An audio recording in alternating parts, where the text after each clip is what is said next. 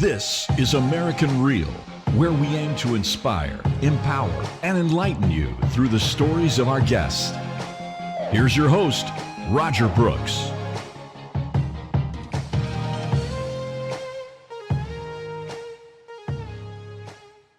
So how can non-military professionals like myself help military in transition folks? What can we do to provide them with support? I don't know the answer to this, but I think what we need to do is create a group of people that that are resources. So I'm a resource for people to get information on the industry. By talking to industry leaders like you, Roger, then we can go, oh, yeah, I really should be doing that instead of this. And honestly, a lot of military guys are afraid to ask. That's what it's all about, is having the capability to have that conversation to find out what's the best path.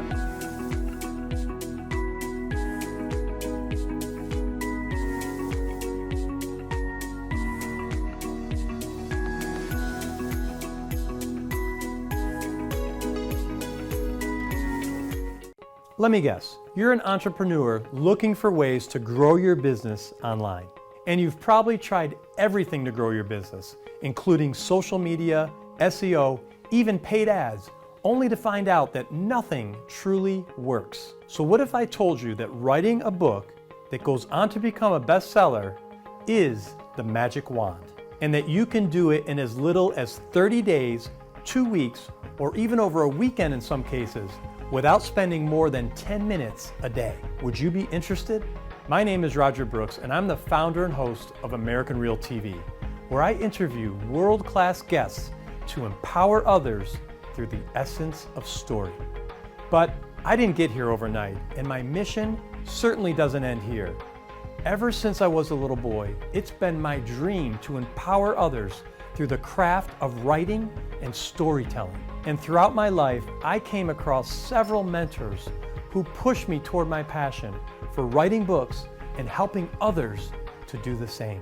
There is no greater joy than to be working with aspiring authors and to help them establish true credibility within their industry by writing and publishing their first book, which I'm proud to say have all gone on to become bestsellers. Now, you're seeing this video because I just opened enrollment for my new book writing program, where I promise to take you from page 1 to published in 90 days or less. I will be personally working with you to overcome the same fears and obstacles that kept me from pursuing my dreams all of those years. Simply click on the link below to see how I could help you become a first-time best-selling author. I look forward to seeing you on the inside. This is American Real. I am Roger Brooks. My guest today is Matt Scherer. You are a lighthouse keeper and connect extraordinary ideas with exceptional people. Matt, welcome to the show. Thank you for having me, my friend. Absolutely. Been looking forward to this, and love to start out by having you tell us what it means to be a lighthouse keeper. That's a pretty unique term, and I have a vague idea what it means, but please explain. So a lighthouse keeper in my world, in the world of communication, social media, is like helping my clients shine a light on their capabilities. You know, in the fog of all this information, if you're looking for a specific person or a specific skill, then you're looking for my clients. And many of my clients are military guys, but some of my clients are executives like you and others, where I help tell their story in such a way that it's compelling that people want to know more. Awesome. I love that. And I know you and I have had a chance to talk offline for a couple of conversations. You're very well versed in this world of social media and branding, especially as it relates to LinkedIn, which is blowing up for many people. But what I'd love to talk about first, Matt, if you can, is you mentioned story elements, but can you talk about your book, LinkedIn for Military? Let's start there, because I think that'll kind of segue into the entire conversation. So I'm currently finishing the 3rd edition. In fact, if you go to my left, I've got it. We're finishing the edits. We're finishing the bookmarks to our our graphic guide, then we'll upload it to our publisher, and it'll be available hopefully at Amazon in a couple of weeks. But in the meantime, the second edition is still out there for sale. And I just talked to a Marine today who was looking for a book on LinkedIn, and he wrote me back and said, wow, what a nice little book. I really understand what I need to do. And I'm, thank you. It's like, happy to help. And then we talked a little bit about some of the updates he needed to make, but it was like, I'm always there to help military. It's a band of brothers. I've been retired a few years, but I'm still, you never really leave the military. You think you do. And I don't hang around at the base or anything like that, but I do like working with military professionals, because when you think about it, when things go bad, you want somebody that you can trust. So it's fun to be working with people like that. I bet. And so tell us, I love the fact that it's so niched down, right, to LinkedIn for military. That's pretty specialized. What does that mean? Like, what would someone in the military need to do differently with their LinkedIn profile that someone, who is not in the military, what they might do? Well, I think there's a common problem with both, but one of the biggest problems that a lot of military professionals get is the idea that they are copying and pasting their resume onto a profile. And it's like, no, you don't want to do that, because you're telling a story. I mean, I could read you like certified, dynamic professional. These kind of words appear. I can always tell when somebody's let LinkedIn use their algorithm to create their summary. It's like dynamic professional, seasoned professional, all those words pop up.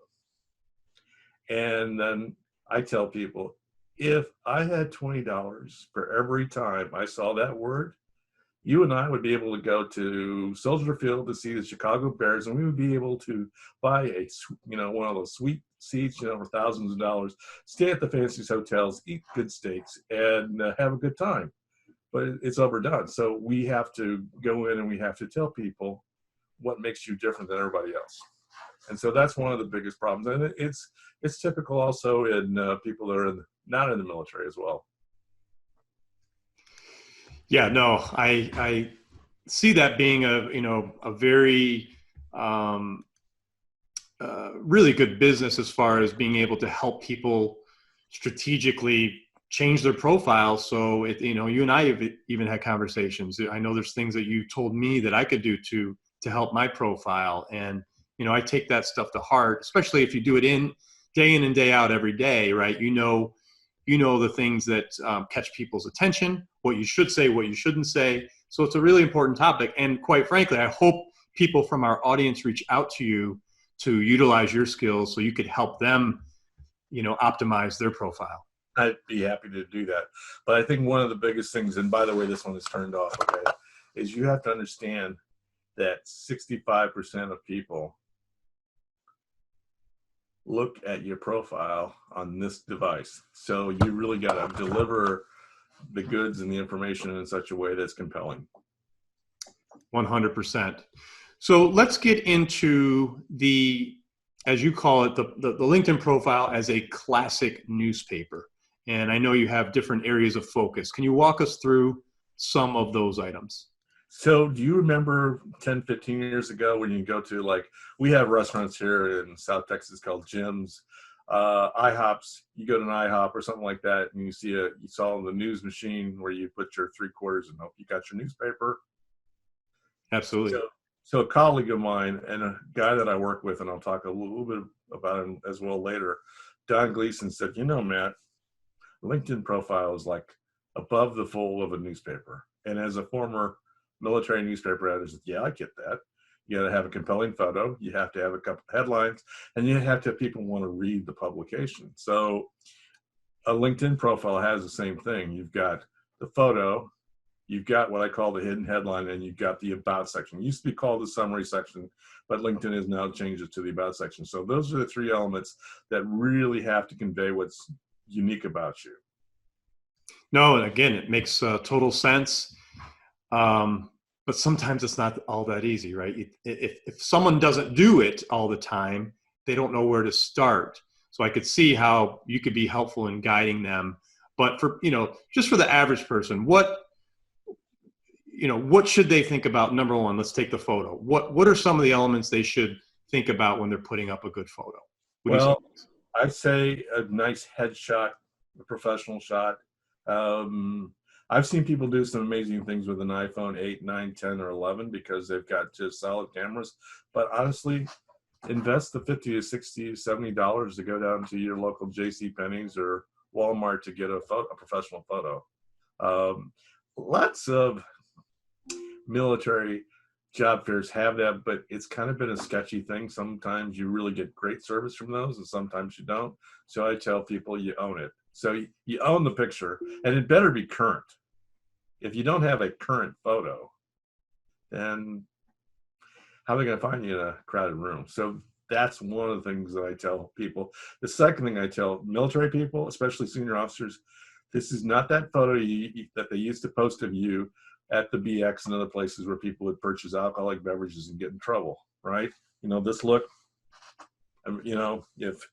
if you mess up, I'm going to bust your butt. Okay. I have actually counseled 2 or 3 senior officers how to avoid that kind of look. So that warmth thing is really, really important, to have some kind of warmth and like approachability. So the other photo worked back, like this one general who was a commander of one of the pilot training bases in Oklahoma. That worked when you were there, sir. Okay. But this is not the audience you're trying to reach. What about black and white versus color? Does that matter? Doesn't really matter. It's just as much as that, I want you to think that you're in a crowded room. Oh, yeah. Convention, once this coronavirus is over, or a restaurant, meeting somebody. So what do I look like and what do you look like? And I can spot you coming in to a meeting with me for the first time. That's the important thing. Excellent. What about headline? I mean, yours is great, lighthouse keeper. Well, the thing of it is, and I'm still working on that backdrop, there are 3 elements to a headline. The first obviously is the headline like I have and the headline like you have. But what a lot of people, I think I showed you, was you can put your first and last name in the first name category with a comma, then you can put a short title, and then you need to consider what's the backdrop banner photo that appears behind you. So those are 3 headlines. Again, as I showed a couple minutes ago, when you take that little phone and you look at that little phone like this, and you go, oh, this is what Roger does. This is why I want to do business with Roger. So those are the elements that I think are really, really important in the headline. Awesome. Okay, let's talk about the rest of the person's story as you talk about experience and the recommendation. Can we go back to one thing real quick? We want to talk about the about section. So the about section is the next thing people see. So those are the 3 elements above the fold. So you have about 18 words. So I coach people all the time and say, so what's your story? What is it that's compelling about you? And so we always get into the elements, the why, the what, and the who are 3 of the key elements that most military guys really don't understand. But then when you say, well, like the guy just talked to you an hour ago, he's working in solar, he wants to work in solar enhancement in South Carolina. He's been managing, facilities, off sites in some really interesting places. And that's what he wants to do. It's like, it wasn't real clear that that's what he wanted to do. So it's helping. It's the what. What did this guy want to do? He wants to work in solar energy and renewable energy. Hey, you got to say that right off the bat. And he's doing okay, but I think once we made the changes we talked about, he'll do much better. So it's like, what do I want to do next? I can show you lots of profiles, but it's what do I want to do next? Who am I? And why do I matter? Those are the elements you got to put, within the about section. So there are really 3 elements to it. The first, of course, is the mission statement. The second is the goal. The third is the call to action. If you can be of help to me, please don't hesitate to call me. If you look at mine, it's got, if I can be of help to you, please don't hesitate to call me. Then the key skills are at the bottom of that. So a lot of people in transition programs say, well, you need to put these key skills in your headlines. Like, no, you do not. You need to put them at the bottom of the about section, because the staffing professionals that I've talked to, the people that really know this industry will tell you, I can find it just as well at the bottom of the about section. So that's the last element of above the fold. That's great. No, and thanks for going back and talk about that, because that is a really key piece of everything above the fold. What if someone's stuck? Okay, you talk about these different elements. What if they just don't know how to? And I'm sure this is the exercises you go through to help them. But what if they say, I don't know what my why is or how? Where do they go from there? So what I do when I teach a class? I take a big like cardstock and I fold it in half, right? And I go, so who are you? What do you want to become? And why? And so they write that down and said, oh, so you want to do this. So I was at a class about 2 months ago talking to some people that are professional military education instructors. And one guy wants to return to be a working dog instructor. I said, and you're going to retire? Yeah, I love working with dogs. Well, then that should be right up in the front. This is the what and why. And then, of course, the how is, how can you help me? Why? Let me know if you have any openings for people with my experience and expertise. Great. That's pretty straightforward when you explain it like that. And I love that exercise. So hopefully that's something people can do. I'm just saying, it's a simple little exercise. And I give full credit to my wife, who's a master instructor herself. And she said, honey, how it was like a one-hipper. Honey, you should do it this way. Okay. We have lots of cardstock here in the office. And when we go out and speak, we bring cardstock. So, and Sharpies. That's all you need. That's beautiful. Great, Matt. So let's go below the fold and talk about that, as you call it, the rest of the person's story. So my son and I were talking about this because we were putting together the last sections. And he thought it was the content. When you look at a newspaper, the old newspaper, and you pull it up and go, well, okay, I see the big headline, but I really want to know how the Spurs did. I want to know how the market did. So you look for those specific sections. So the experience is like that. It tells people the rest of the story.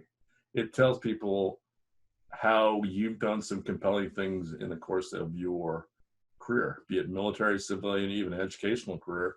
These are the compelling things I've done. Here's some facts and figures. Again, one of the biggest problems I see is the fact that most military guys think that, well, I'm going to use my resume speak to do that again because I'm comfortable with it. But again, I want you to tell people why you are unique. And then you go to a person who's your commander, supervisor, first sergeant, and say, hey, can you write me a recommendation? Because I want people to understand what I did to contribute to the success of our mission. So that's really important. And the beautiful thing about LinkedIn recommendations, you get to approve them. They come in, hey, I like that. Or if I didn't, I say, I like this, but could you add this? There is that element to a LinkedIn recommendation is very important. Fantastic. Okay, Matt. So now someone has their profile in good shape. And what comes next? I think that you have to think of your profile as that classic car. You've worked on it. You've added the parts. You've added the story. It's appealing. Now you got to take it out for a drive. And so circulation to me is, first of all, connecting with others that can help you. And again, it's the art of finding people that will want to connect with you. Take, for example, the average military guy who goes to like a Chamber of Commerce or Rotary Club or something like that, and he gets to meet someone. Well, that's a good opportunity to follow up with a connection in a couple of days. Hey, it was so nice to meet you, Roger, at this event. I really enjoyed our discussion about this. Can we connect? Okay, that's the first kind of connection. The second kind is like when people like me say, Steve, you're really proficient in this, and I know somebody that really is looking for someone with these kind of skills. You should write a connection note to that person, mention my name, say I said you should reach out to them, and then follow up. And again, here's the thing that I will tell you with that one and the first one and the one I'm going to talk about in just a second. You only get 300 characters, so you got to be quick and on point. And then, of course, the last is you read something or see something and say, hey, this is amazing. I'm interested in this. I'm interested in learning more. Can you help me? And so you tie it back to that and say, I'm such and such. I'm getting out of college, or I read your article as a professional, and I'm looking for information on this, more on this, could we have a discussion? And then of course a college student, I'm thinking I want to be a pharmacist, so how can you help me? So those are the three styles of a connection. Okay, so those really, I think, really work for people. So that's important. So now that's done, you start to add connections. Now when your connections start posting content, do you just sit there like a bump on a log, or do you actually go out and say, hey, great content, or comment on it, or share it? So this is the magic that most people don't understand with LinkedIn. And that's the idea that when you comment on it, other people notice. Other people will share content, and they'll share the names of people that you might want to be connected with. So I can think of about 5 or 6 people just right off the top of my list that I've met through just by commenting on content. So I want you to visualize these visuals, okay? A like is just like hey, great job. A comment's a little bit more deeper, like a peck on the head. And then the share is like, I want to use the preferred version my wife wants to use, which is, when Wesley kissed Buttercup at the end of The Princess Bride. So that's like a share. If you really think it's that great, you want to share it with people in such a way that they know it. So when people share something, that gives you a lot of satisfaction, but guess what? People notice when you do that. Wow, though, all great points. And I could tell you firsthand, I've been trying to be more active in all three. But I did my first share about a week ago. Okay. I haven't done it in a long time, and I just happened to notice it was getting a lot of activity.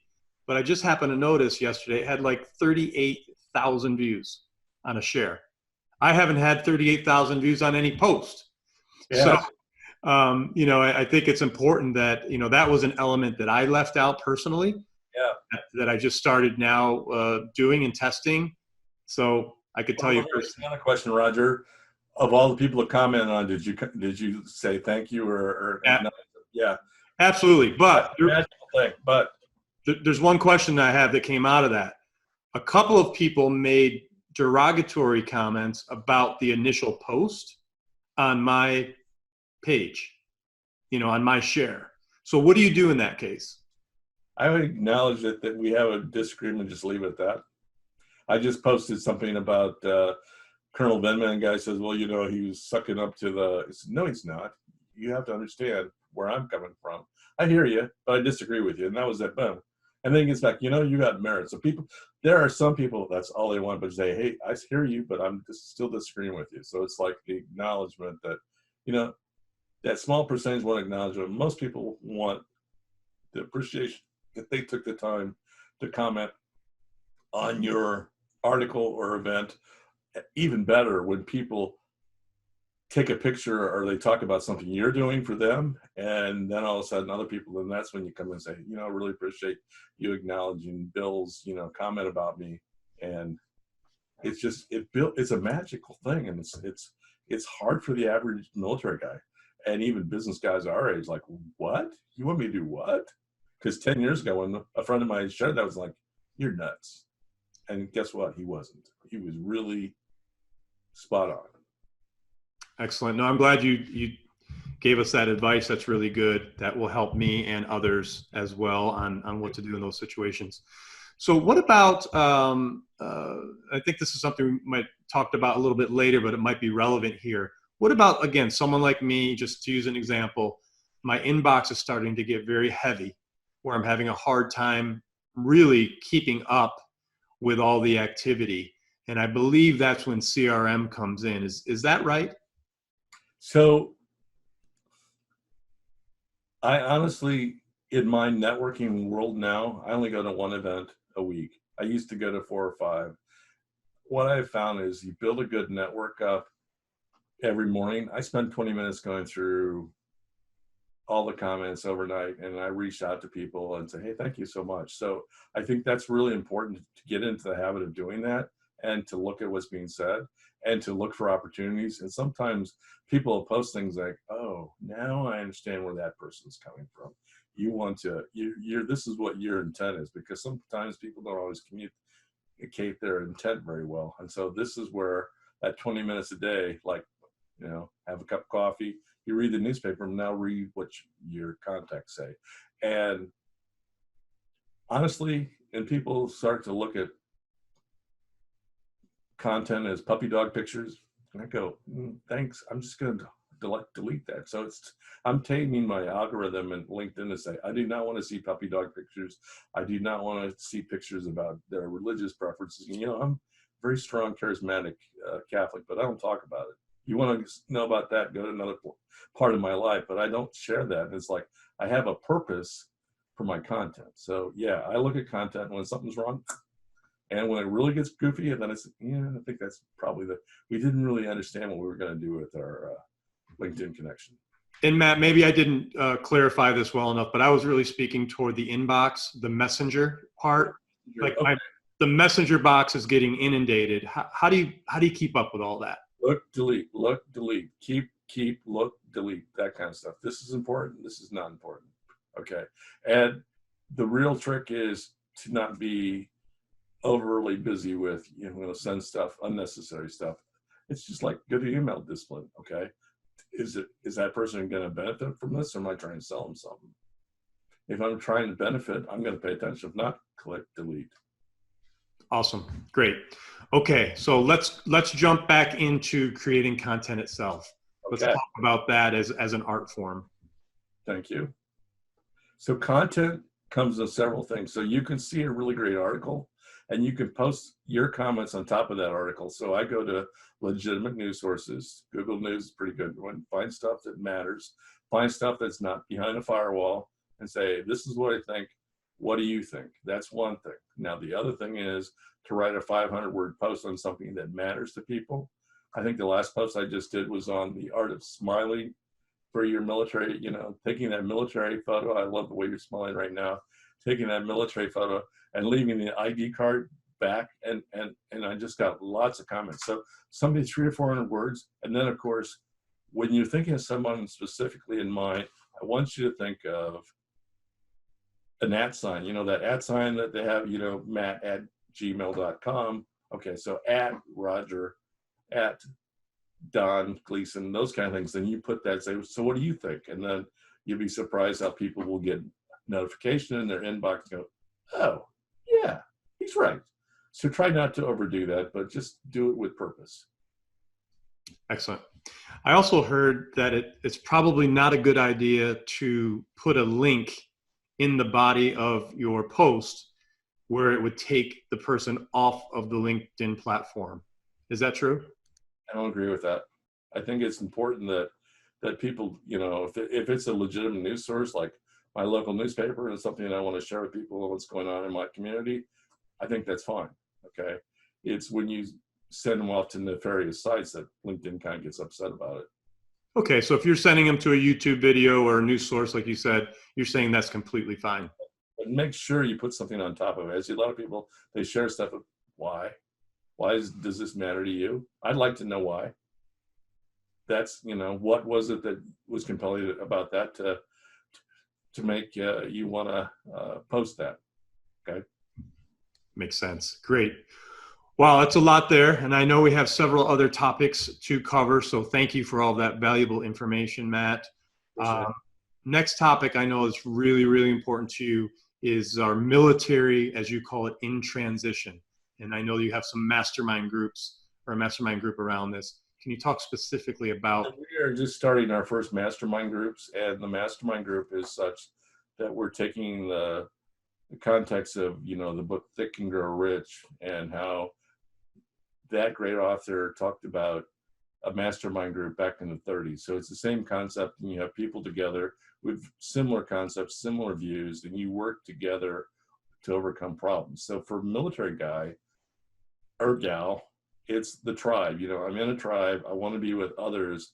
And I see some people that are doing really exceptional work here. And what really gives me a lot of satisfaction is to see people share stuff and share information. Like one guy wants to be a realtor, another guy's not interested, but he saw that, he shared information. So it's like that sharing thing. We have a lot of networking events in South Texas. We're pretty good at that. but all you're doing is networking. You're not really sharing things. You're meeting people, but you're just taking the first step. This takes it beyond the second and third step.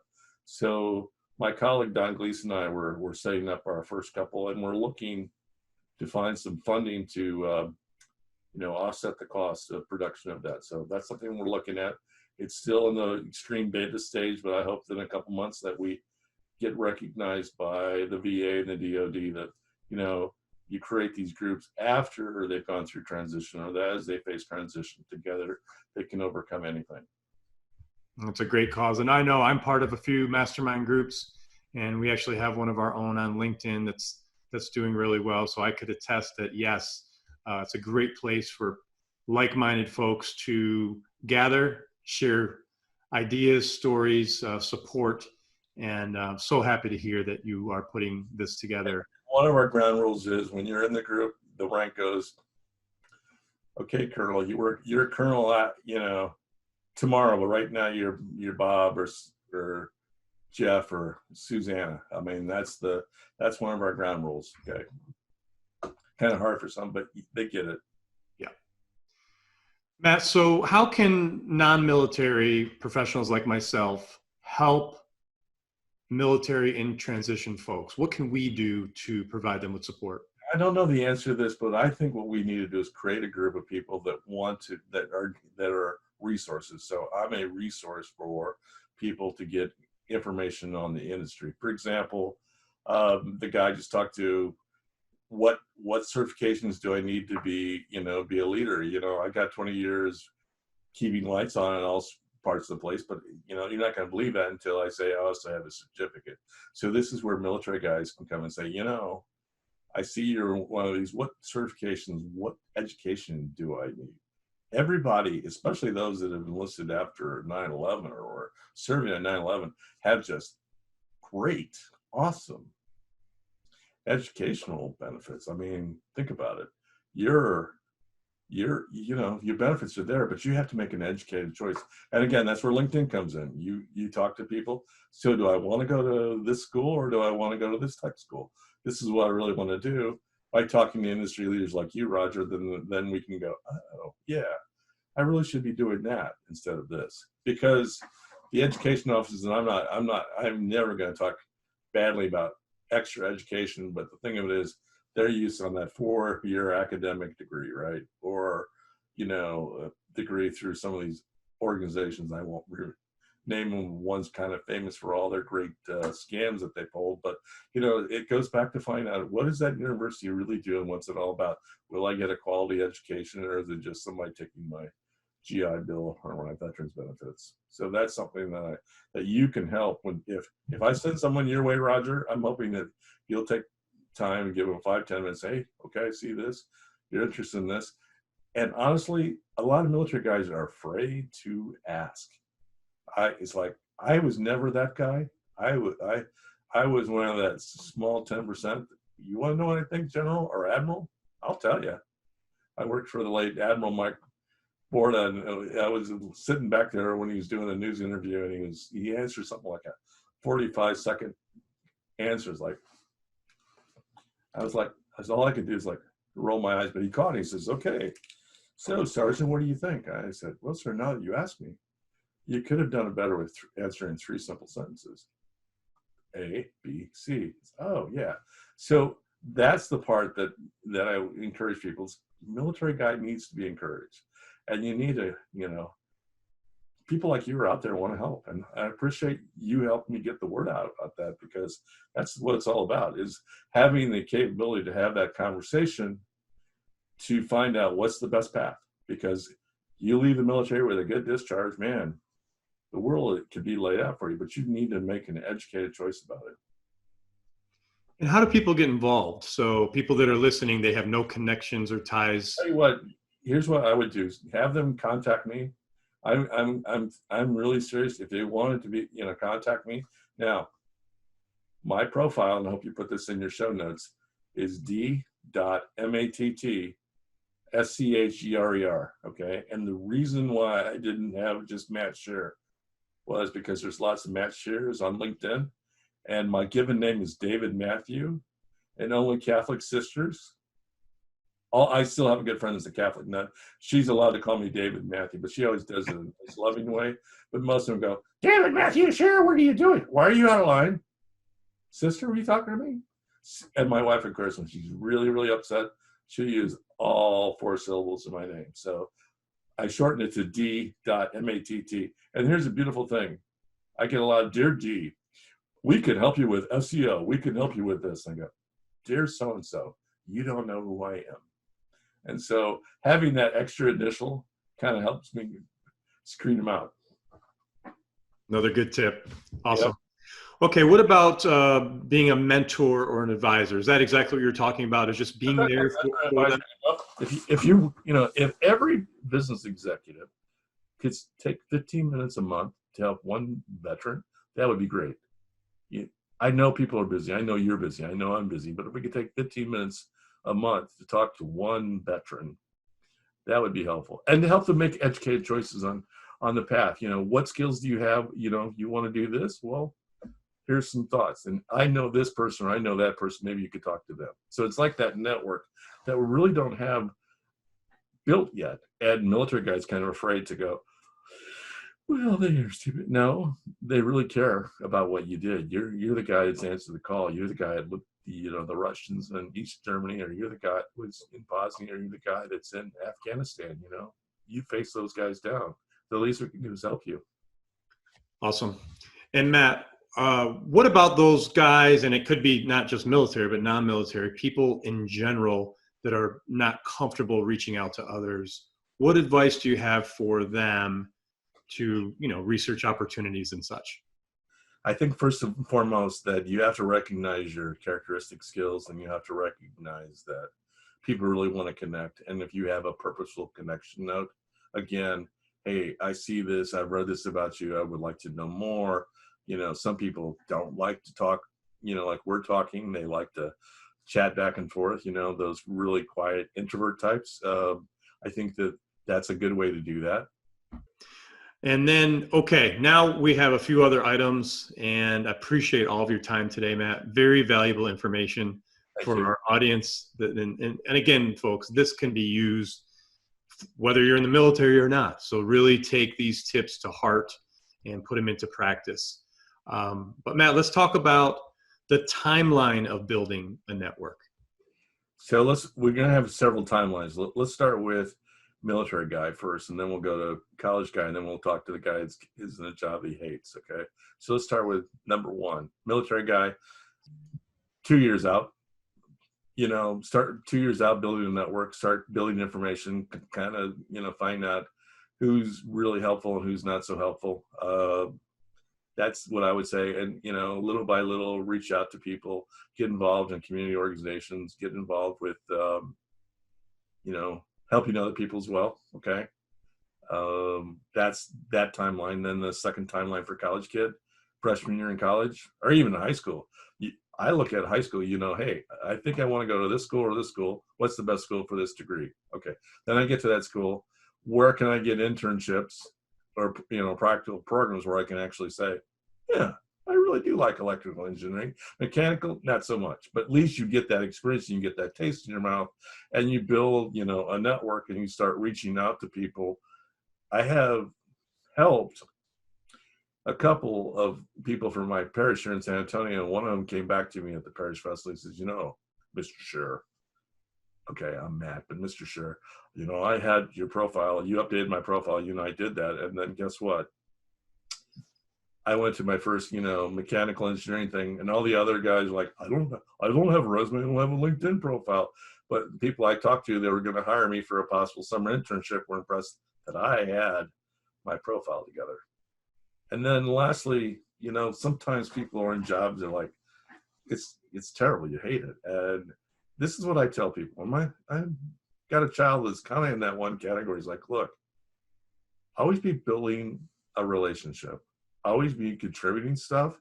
Always be helping people. Take 10 to 15 minutes to help people on something you're a subject matter expert, right? I know you're a subject matter expert in credit card processing. If I had, if I had questions, I would come to you, or your expertise, your stuff like that. But always be sharing information and always be helping others, so that when it comes with a time, there comes a time when you want to move on to new horizons, then you've kind of got a network in place to help you with that. And you can do that privately, and then you can go into that terrible, nasty toxic boss and say, take this job. No, I'm leaving in 2 weeks, and I just want to give you my official notice. Right? That's right. Those are the timelines I would encourage people to think about. Awesome. Okay, CRM. For those folks that don't know what CRM is or means, can you please explain it and then talk about how to utilize that tool for network building? So this is what I believe. When I meet people, I meet them either online or like I met you, I put you into my CRM, which in my case is Pipedrive. There's about 8 variations of that. I know that LinkedIn is trying to work with Microsoft, but Microsoft doesn't have the best CRM tool when it's coming. So eventually you'll be able to keep track every time you've had a conversation with a contact, but that hasn't happened yet. What I do is I put people into a CRM, I put their phone number, their email, contact points, and then I put a suspense. Hey, I'm going to reach out to this guy in about 2 or 3 days. And either I send them a LinkedIn message or I send them an email message and say, hey, it was so nice to meet you at this event, or this is how we met. Can we continue the conversation? And that's the part that I think most military, and I think even most executives, I get these stack of business cards, and I put those in there, but I don't put anything in there. I mean, some people that I get business cards from, they're going to go in the garbage can behind me. But there's some people that actually have a relationship. And it's also when I connect with people, let's get some more information about them. It's like, it's mining that information, their phone number, their CRM, and also other activities about them. So what motivates you? What do you like to do? What are some of the things, that make you unique?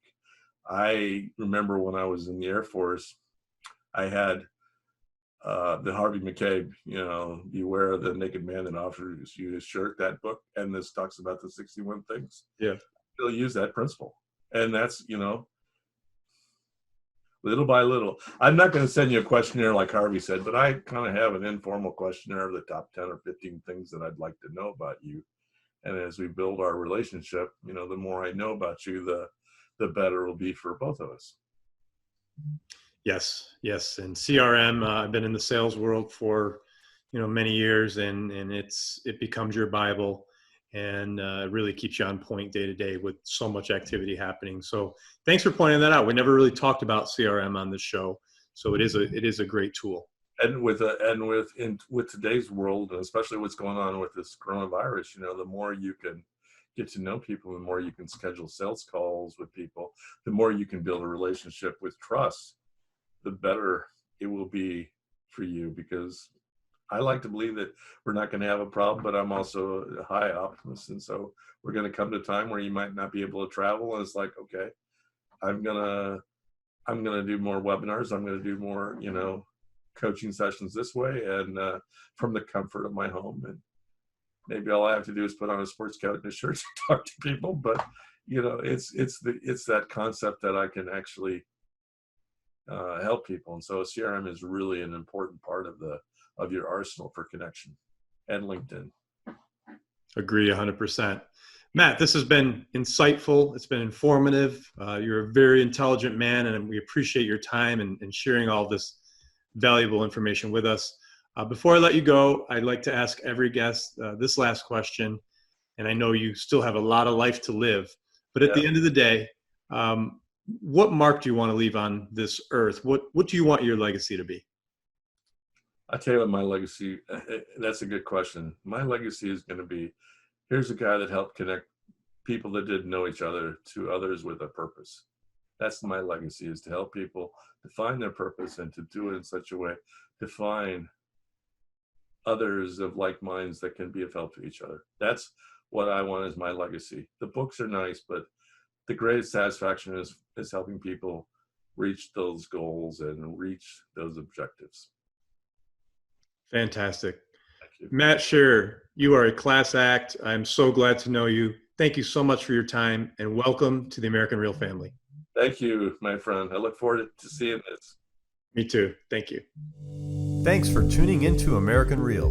Be sure to visit our website, americanreal.tv, or search for us on iTunes or YouTube for past episodes. While you're there, please rate us or leave us a review, as that helps others find our show. I am truly grateful and appreciate all of your support. If you'd like to be part of our inner circle or want one-on-one coaching, check out the American Real Learning Academy, where we have self-help groups and courses so you can build the best you. We also have a new Facebook group where you can connect with high achievers from around the world. If you want to go even further, maybe you're determined to write your own book or launch your own podcast, contact me today to see if we could help. You can reach me through Instagram or Facebook, or email me directly at roger@americanreal.tv. Thanks for tuning in, and we'll see you next week.